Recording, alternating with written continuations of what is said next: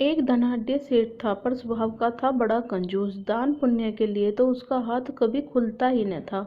उसके घर जो पुत्र बधुआई वह बड़े कुलीन और सत्संगी घराने की थी। घर के संस्कारी माहौल और सत्संग में जाने के कारण बचपन से ही उसके स्वभाव में बड़े बुजुर्गों की सेवा, साधु संतों का स्वागत सत्कार, सत्संग सुनना, दान दक्षिणा देना आदि उच्च संस्कार आत्मसात हो गए थे।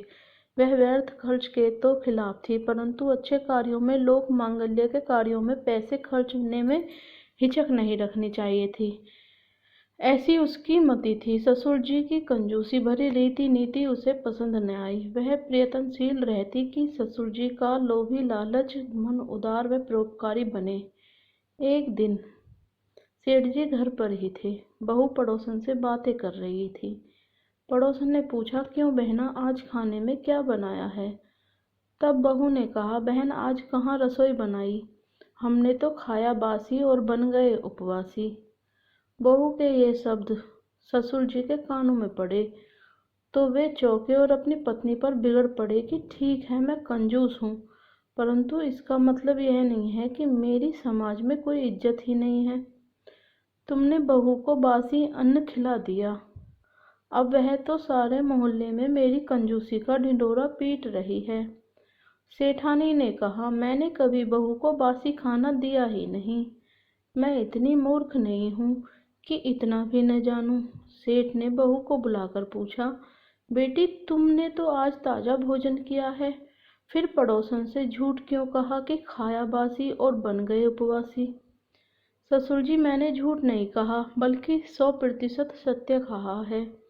बुद्धिमान बहू ने नम्रतापूर्वक स्वर में सत्य समझाते हुए कहा, जरा सोचिए ससुर जी, आज हमारे पास धन दौलत है जिससे हम खूब सुख सुविधाओं में आनंद से रह रहे हैं।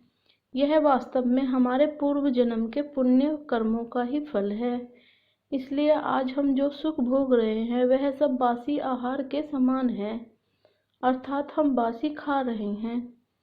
और जो धन हमें मिला है उसे दान पुण्य धर्म या परोपकार के कार्य तो कर नहीं रहे हैं, अतः अगले जन्म के लिए तो हमने कुछ पुण्य पूंजी सजोई नहीं है, इसलिए अगले जन्म में हमें उपवास करना पड़ेगा। अब आप ही बताइए, क्या मेरा वचन सत्य नहीं है?